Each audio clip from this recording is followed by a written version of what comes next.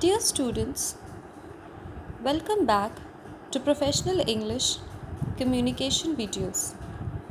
In this video, we will discuss about principles of communication.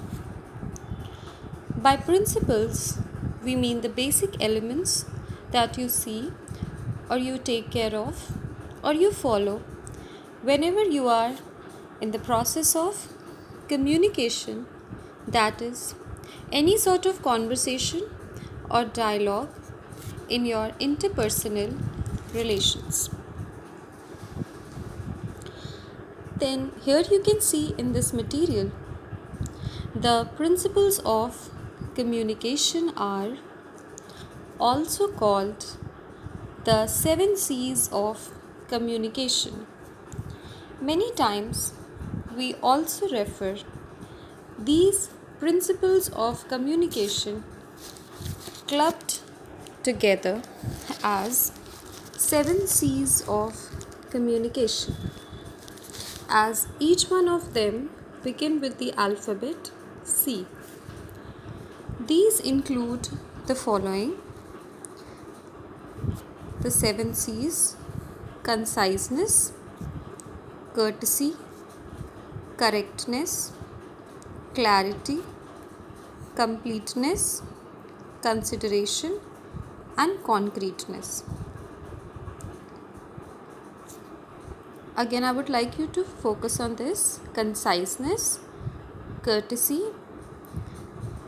correctness, clarity, completeness, consideration, and concreteness.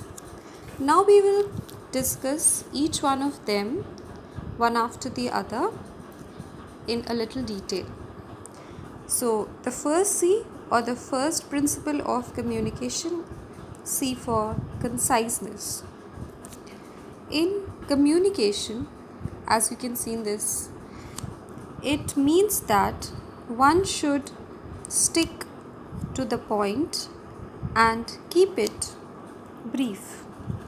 So, by conciseness, we mean brevity or covering your matter or content in the minimum possible words that is possible, like the least number of words to explain or discuss your idea should be used. This should be your basic point or basic thought in mind, that you will use the minimum number of words that you can in order to express your content, so that your answer is compact or concise. The audience does not want to read the 6 sentences when it could be said in 3. See, when you are following conciseness or brevity in your answers, so you will gradually see that your subject matter, the length of it gets reduced. Like you are eliminating the extra words or repetition of words, and you are using less words to discuss your answer. So earlier, if you were using 6 sentences to describe the particular thought, now you will be able to do that in around maybe 3 or 4 sentences, thus removing 2 unwanted or redundant sentences, and in this way conciseness is included in your communication.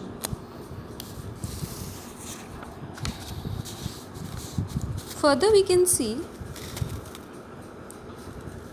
so try to delete the unnecessary words and sentences. Now, how you can use this conciseness?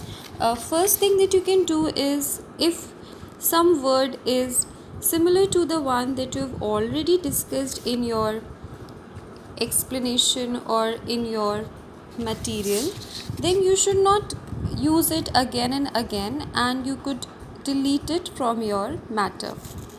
Then do not repeat the points many times in different ways.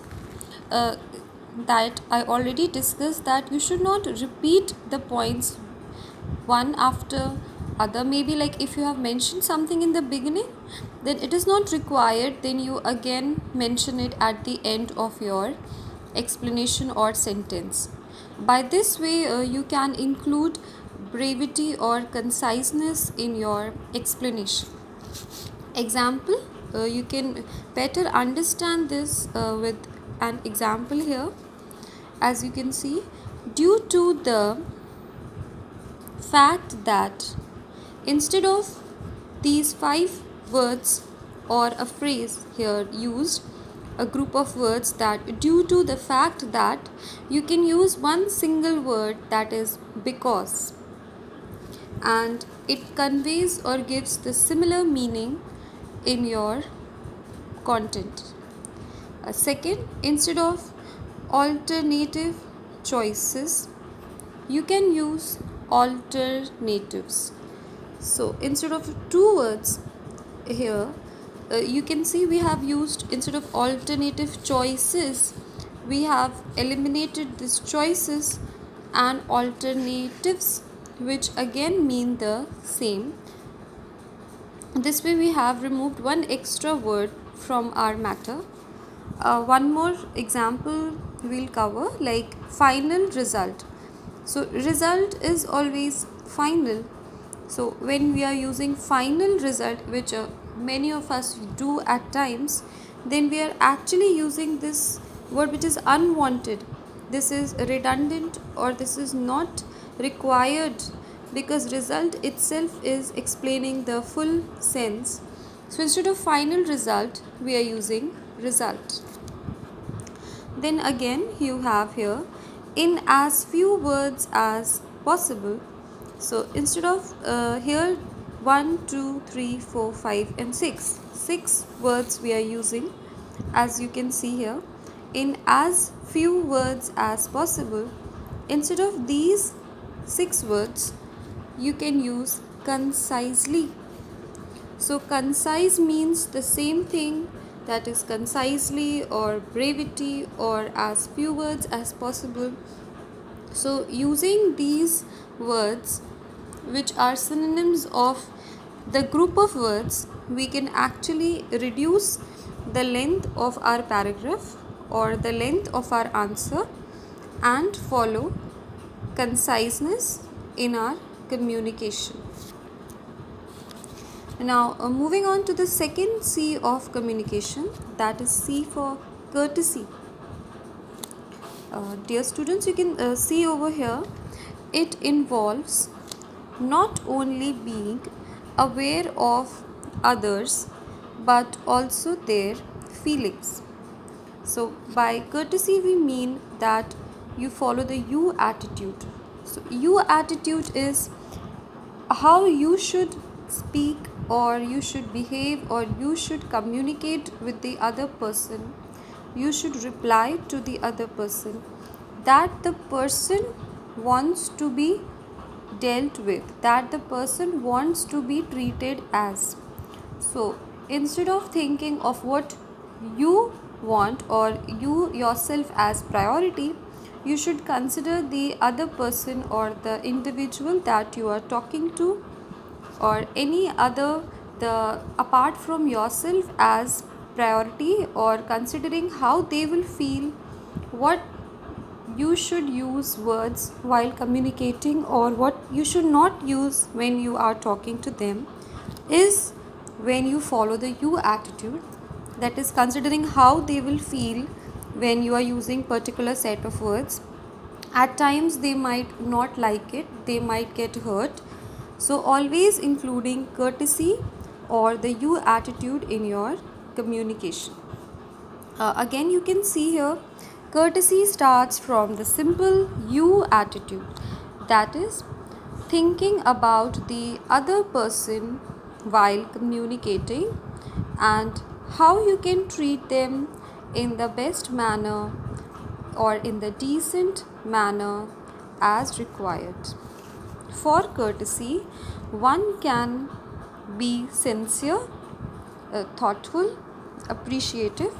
Now, how you can include the you attitude in your communication. You can be sincere, like you should be good at listening so that the other person feels happy and respected, that okay, you are actually valuing what they want to tell you. Then thoughtful.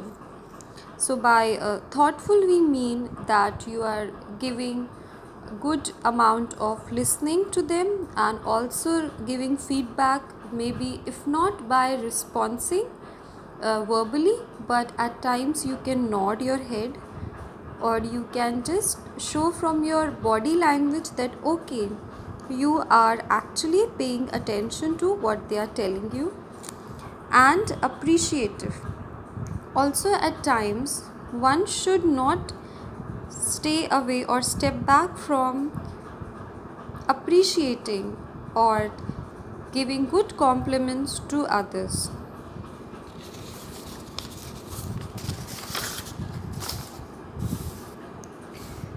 Then,